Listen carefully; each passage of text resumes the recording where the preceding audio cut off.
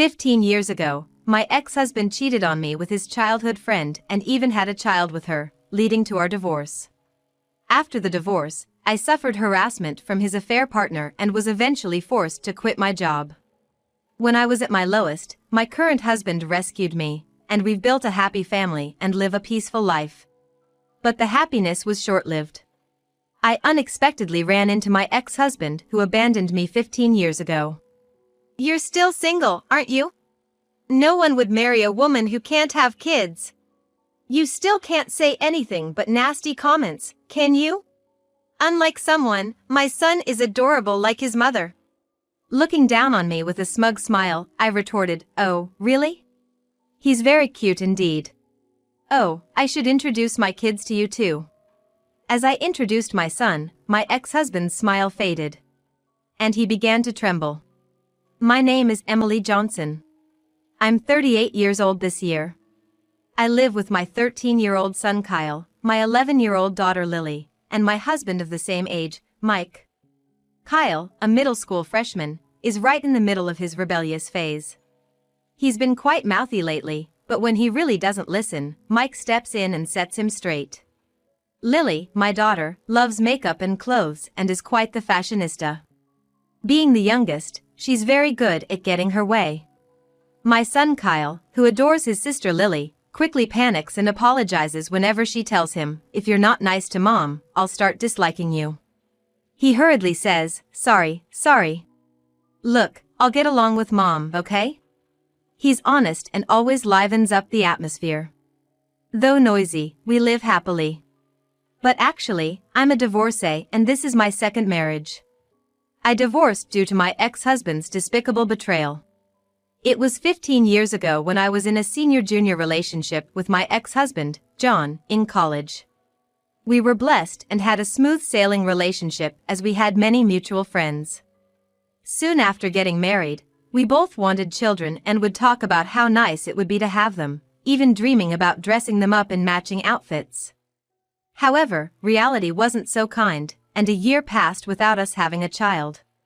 Each month, when my period came, it strained our relationship, which neither of us liked, so we had many discussions and even underwent expensive fertility treatments. But when told there was nothing wrong, our marital relationship didn't improve. Initially, John was supportive and cooperative, but as time passed without a child, his attitude towards me began to change. He'd throw sarcastic comments like, when will I ever become a father?" As if it was all my fault we didn't have kids. He stopped helping with household chores altogether, leaving me to do all the cooking, washing dishes, laundry, and cleaning. When I asked, "Why have you suddenly stopped helping with the chores?" "You used to help," he said, "since you're infertile. If you don't at least do the housework, you're not fulfilling your role as a woman. What's the point of our marriage then?" His words became increasingly thorny over time. My sister and her husband are already expecting their second child. Isn't that great? They're on their second, and we don't even have our first. Right? He would glare at me with harsh eyes, mocking and despising me. If you had a normal body, I would have been a father long ago. How can you say I'm not normal when we don't even know the cause yet? But John retorted, "Infertility is always the woman's fault. Don't you even know that? If I had known you were infertile, I would never have married you. Show some remorse." His words pierced my heart. I also started receiving calls from my in-laws saying, "We want to see our grandchild soon." At first, I brushed it off, saying, "It's only been a year. These things take time," but maybe that was a mistake because my mother-in-law's attitude became harsher. She'd say, "You're useless if you can't have children.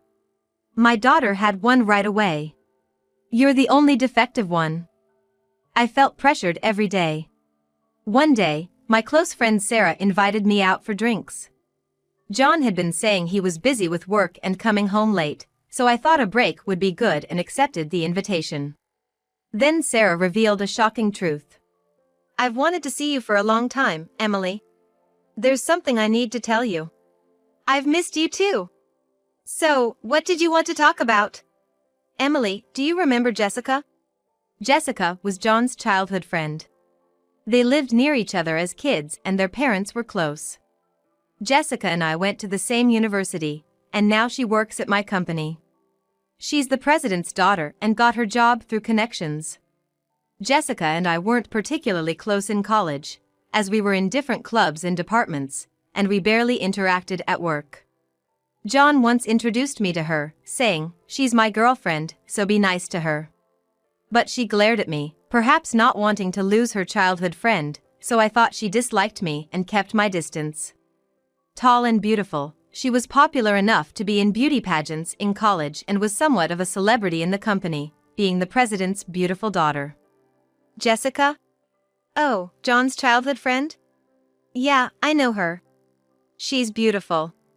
We're at the same company, but we don't interact much. What about her? Well, it's hard to say, but I think Emily, your husband John, and Jessica are having an affair. What? I was shocked by Sarah's warning, feeling like I'd been struck by lightning. I saw them the other day. They were walking hand in hand, not like just friends. That can't be. You should check it out. And call me if anything happens, okay? Thanks for telling me. I had a feeling that John was cheating. His attitude towards me was terrible, and he always came home late, claiming to be working overtime. On weekends, he'd say he was entertaining clients and wouldn't be home. I had a vague idea, but I pretended not to notice. That day, after parting ways with Sarah, I headed straight to a private investigator. The reason, of course, was to gather evidence of my husband's infidelity. It didn't take more than a week to gather evidence, but I myself wasn't ready to decide on divorce right away. No matter how terrible a husband he was the person I once vowed to spend my life with. I couldn't decide right away. A few days later, I returned home to find John, who usually came home late, sitting at the dining table. Oh, you're home. Yeah. I thought you'd be late today, as usual. I tried to sound sarcastic on purpose. Yeah, sorry about that. I need to talk to you. Having heard about the affair from Sarah, I had a bad feeling. I want a divorce. What? So, that's how it is. I realized that John wasn't just fooling around with Jessica, but that he was serious. Jessica's pregnant. So, I'm gonna marry her. Jessica. Your childhood friend? You said she was just a friend. And now she's pregnant? You were having an affair? Don't call it an affair. Makes me sound like a scumbag. Can't be helped, right? Jessica can actually get pregnant, and she's beautiful. There's no reason for me to choose you over her. I was shocked by John's brazen attitude. He didn't think he was in the wrong at all. I was so shocked that I couldn't find the words to speak. Seeing me silent, John scoffed and said, "Even my mom kept nagging me to divorce you. She always liked Jessica more. She's beautiful, kind, and can have kids. My mom will be happy with this." In the end, my mother-in-law and husband had always preferred Jessica. I was so sad that tears started to flow. Well, I've packed my things and I need to leave for the sake of the child that's about to be born. Saying that, John left the house. I didn't have the energy to stop him. Later, I was unilaterally sent divorce papers. There was a note attached, written by a woman. "Please divorce my husband quickly." The contradictory words made question marks pop up over my head. I wanted to retort, "You're the one who stole my husband." Seeing those words, I finally came to my senses. Why am I the one being blamed? I couldn't just silently go through with the divorce. With that thought, I took the evidence I had gathered from the private investigator and filed for divorce mediation. A few days after filing, I received a call from an unknown number. Wondering who it could be, I answered the phone to hear a woman's voice screaming, "What do you think you're doing? Why are you suing us?" It was Jessica, the affair partner. Well, it's obvious, isn't it? I know all about your infidelity. It's only natural for me to ask for alimony. Alimony? I have a baby in my belly. You're really gonna demand money at a time when we'll need it most? Who's the real monster here? You sleep with a married man and have the nerve to say that to me. It's your fault for being infertile, you terrible woman. Her high-pitched screaming hurt my ears. Anyway, I intend to settle this divorce, including alimony, in court. Let's discuss this further in the proper setting. With that, I hung up the phone. Later, thanks to the evidence I had, the mediation recognized John and Jessica's relationship as adultery. John, unhappy with this, tried to blame my infertility, but it was dismissed as unreasonable since no test results had confirmed me as the cause within just a year of marriage. I received $40,000 in alimony from John and $20,000 from Jessica, both paid in one lump sum. I didn't want a prolonged, messy payment schedule and a lingering connection to them. This is how our divorce was finalized. However, my suffering didn't end there. Since John, Jessica, and I all attended the same university, the affair scandal became a topic of gossip among many friends. According to a close friend, the rumor was that I had hidden my infertility and tricked John into marriage. Some people even sympathized with John and Jessica. How awful! Jessica and I worked at the same company, and she spread unfounded rumors there too. Everyone sided with Jessica, who's a beauty and the boss's daughter.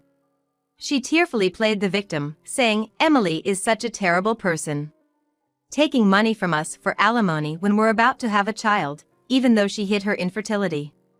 At first, I tried to ignore it, but being the boss's daughter, Jessica got preferential treatment. My boss would scold me, "Don't be mean to Jessica," and despite my hard work, I was progressively left out of major projects.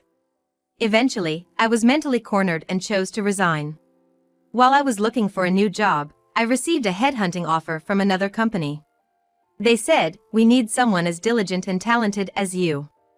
At my new job, I was amazed at how freely I could work. My new boss paid close attention to each employee. There was none of that favoritism or nepotism like at my previous company. I found myself drawn to this wonderful boss. That's how I met my current husband, Mike. When I was at my lowest after a terrible split from my ex-husband, he kindly supported me. After several dinners together, we started talking not just about work, but about our personal lives too, and our relationship developed. Things went well between us, and thankfully, Mike proposed to me. However, having been rejected by my ex-husband for infertility, I had many fears about marriage and confessed to Mike that I might be infertile. Then, looking at me earnestly, Mike said, "Of course, I'd be happy if we could have a child together in the future. But the most important thing is that I love you, Emily. You're important to me. So even if we can't have children, I will always be by your side."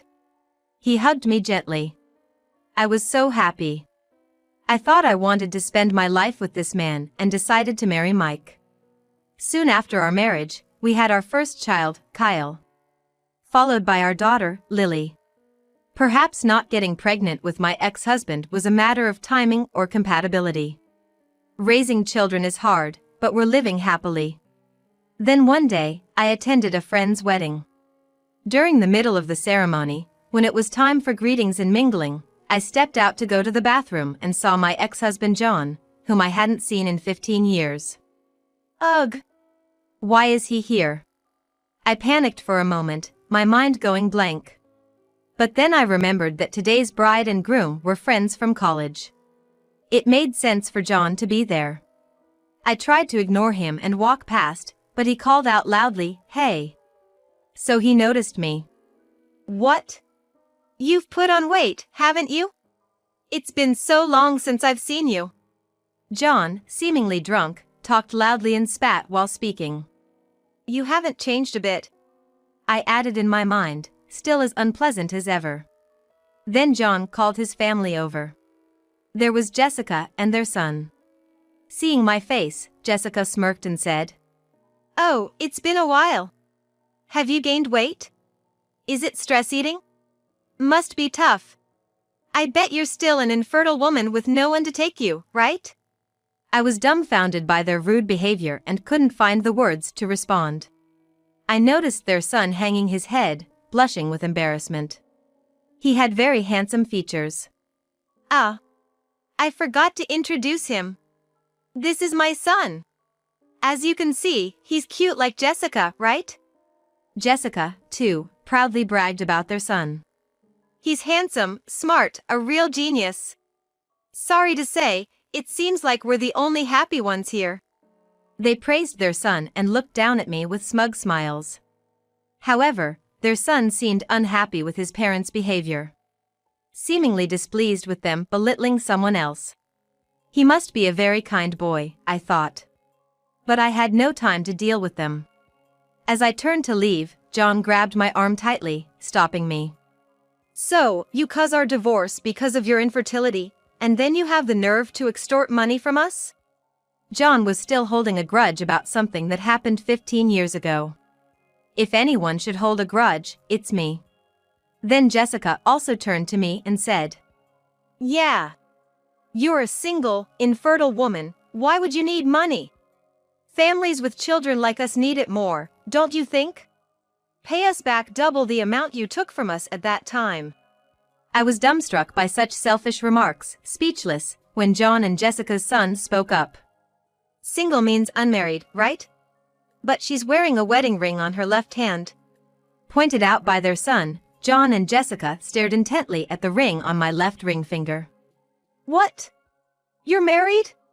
John and Jessica's loud exclamations drew stares from the surrounding people. I was mortified. As I pondered what to do, I caught sight of a familiar face. You shouldn't be so loud at a celebration like this. It's disturbing others. Maybe you should be more considerate? Mom, who are these scary-looking people? Kyle. Lily. Yes, worried about my late return, Kyle and Lily had come to check on me. Lily, as usual, was outspoken, but it was rare for Kyle to speak so provocatively. Mom, you're late coming back. Eh? Mom? You have kids? Yes, I do. Let me introduce them. This is my son, Kyle, and my daughter, Lily. John seemed speechless, shocked that his ex-wife, whom he thought was infertile, had 2 children. Jessica was staring intently at my son. After a while, she muttered. In a strained voice. That uniform! She seemed fixated on my son's attire. He came straight from school with his dad. It's not about that. That's the uniform of that famous private middle school. Huh? Oh, yes. Kyle's attending that prestigious private middle school. Yes. Kyle excelled in his studies and was attending a well-known local private school. It can't be. A child of yours, at that school. And my daughter, too. She plans to take the exam for the same school next year. That's right. And you know what? Kyle is amazing. He won a violin competition. Violin. I thought I recognized this boy. Wasn't he on TV recently? You saw that? Yes, he's been getting a lot of media attention lately. Today, he's coming back from violin practice. Impossible. That can't be. John and Jessica were left gaping, frozen in shock. You were supposed to be infertile. How could you have such? I calmly addressed John's confusion. I'm glad to see you two seem happy. As you can see, I'm filled with happiness too. Let's not involve each other anymore. We have nothing to do with each other now. As I was about to leave with my children, my husband, Mike, appeared. Hey. What's going on here? The main event is about to start again. Seeing my husband, John's face turned pale. President Smith! What? Jessica too, upon seeing my husband, turned white and trembled. Your husband is Smith, the young CEO of ABC Corporation who got the job last year, right? Actually, my husband Mike works as the CEO of the parent company of Jessica's father's company. He was job hunting when the parent company approached him for a position, and that's how he switched jobs. I met Mike there, a man who was already popular and skilled. Last year, he was recommended by the then CEO and took over the role. Yeah, it's Smith, but... Huh? What's with this atmosphere? What happened? Sensing the uneasy air, my husband Mike looked puzzled, and that's when Kyle spoke up.